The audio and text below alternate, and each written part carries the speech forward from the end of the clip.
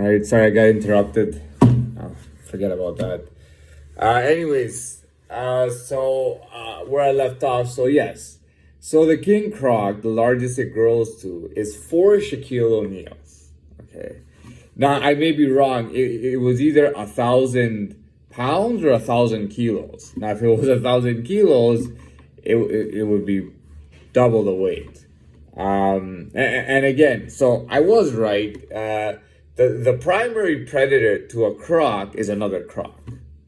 So crocs have to watch out for other crocs. Other crocs will attack crocs at times, I believe. The primary diet was meat, but it's claimed that they will occasionally, or when they get a chance, they will eat fruit, which I find very interesting. What else was it? It was all the typical stuff. They eat mammals, they eat reptiles, they eat fish. What else is there on the croc? Oh, they can swim 35 kilometers an hour. Okay, that's very good. Because if you think about it, like, I don't know if a human being even runs 35 kilometers an hour. I don't know if a human being does, but or at that speed, maybe he does, or faster than that, I don't know. But that's swimming. That's in the water that he's going that fast, 35 kilometers an hour. And crocodiles can also go on land. Yeah, so we got that. Then what I did is then I look for some basic facts on Hernan Cortez. Now I looked for basic facts on the conquistadors. I couldn't really find any basic facts on the conquistadors that really made any sense. So I just go with what I read up on Cortez. I think 90% of it was bullshit. And that's the big problem, you just even down to the name, I even doubted down to the name. Was his name really even Hernan? Now, Cortez, I don't contest, but was his name even Hernan? You know what I mean? And everything that I read up on him mostly sounded like bullshit.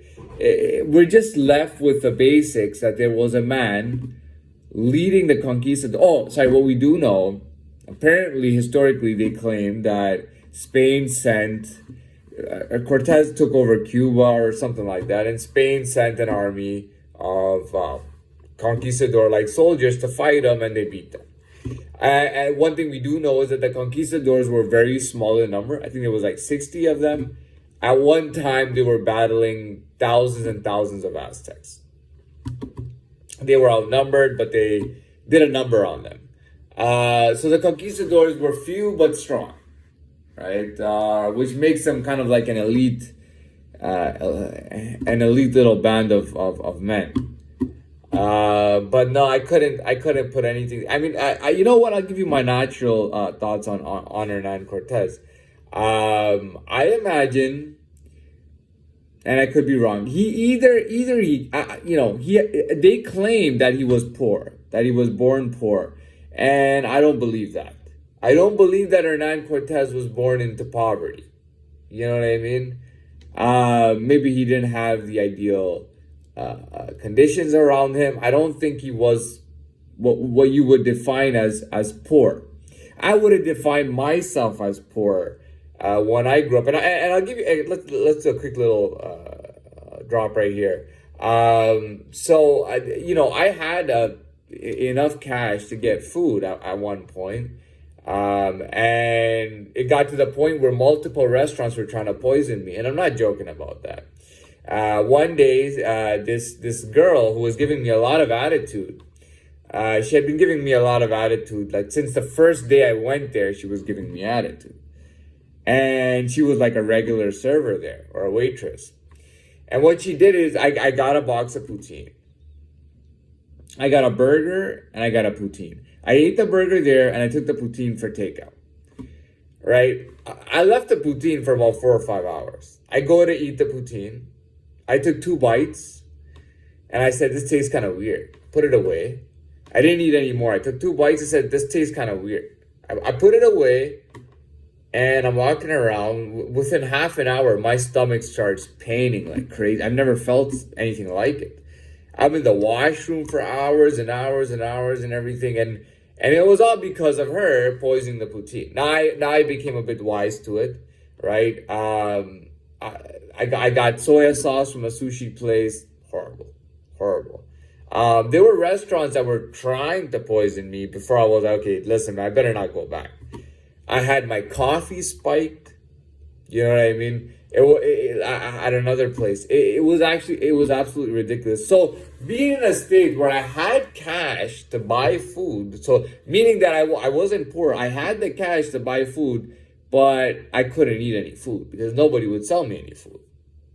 So I was being held from eating food. Right? That's different than actual poverty. Poverty is you cannot afford it, you don't have the wealth. You can have the wealth and be unable to do things. You know what I mean? Look at COVID. The entire planet was put on a COVID restriction for 2 years. No matter how rich people were, they were still put under restrictions. No matter how poor people were. Even animals caught COVID. You know, that's how crazy it is. Now, moving on.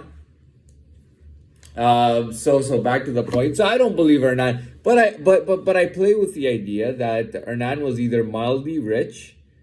I play with the idea that Hernan was mildly rich, but not really happy with the riches he had. It wasn't good enough for him. You know, he might have been mildly rich, and he was probably from a good, but it probably was not enough for him, right? And he probably felt like he couldn't grow that much within Spain, you know.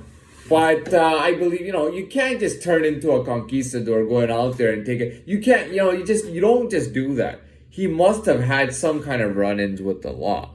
At some point, he must have done something to have run-ins with the law. At some point, I wouldn't be surprised, and this is stuff that they don't tell you, but I wouldn't be surprised if Cortez took a trip to France, not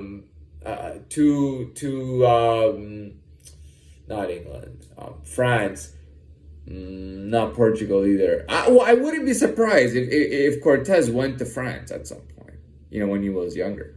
I wouldn't be surprised if he went to another part of Europe. I wouldn't be surprised at all. There had to be something brewing in him. He had to be learning. He had to be a disciple. He had to be learning about something. And when I say disciple, I mean just like a student, kind of a student of life. He must have had run-ins with the law. He must have gotten caught, or he must have attempted some kind of large-scale robberies. Why else would he turn money hungry? You know what I mean? And I think that at some point, that his mildly rich brought up not being enough for him, his travels influencing him, making him realize that he wasn't who he was in Spain when he went out and understood who he really was, when he went to a place where nobody knew him, right? And that's when he basically formed his personality of Hernan Cortez, or Cortez we should call him. He must have gotten enough influence to get 60 conquistadors and take them sailing to Mexico, taking over Mexico from the indigenous, from the Aztecs, and whatnot, and setting off this. He basically created the blueprint on Spaniards and conquistadors taking over Latin America. Probably, and I have no doubt that he came into extreme wealth. I have no doubt that Hernan Cortez was self-made. I have no doubt that most of his band of conquistadors was self-made, that these were elite guys, and they did something that a lot of men died trying to do. So what do we have at the end of this? We got the croc. And then I read on quite a few facts. A lot of them are not really even important. Well, what do we know? The king croc. The croc has different sizes at different species. The king croc is very large. He is 4 Shaquille O'Neals. Okay, Shaquille O'Neal is a big man. Okay, 4 Shaquille O'Neals. He eats reptiles. He eats mammals. He eats fish. His main primary predator is other crocs. Okay, we got that, and then we went over Cortez. I think we did well enough, and good morning again.